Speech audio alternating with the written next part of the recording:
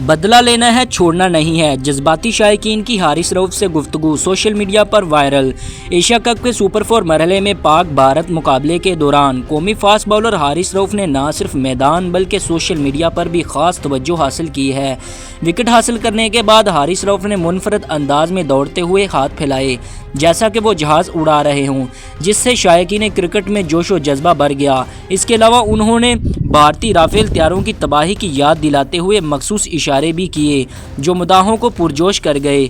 अब हारिस रऊफ की एक और वीडियो सोशल मीडिया पर वायरल हो रही है जिसमें वो बांग्लादेश को शिकस्त देने के बाद शायकीन से हाथ मिला रहे हैं। इस मौके पर शायकीन ने उन्हें भरपूर हौसला देते हुए कहा कि एशिया कप के फाइनल में भारत से बदला लेना है और उन्हें हरगिज़ नहीं छोड़ना।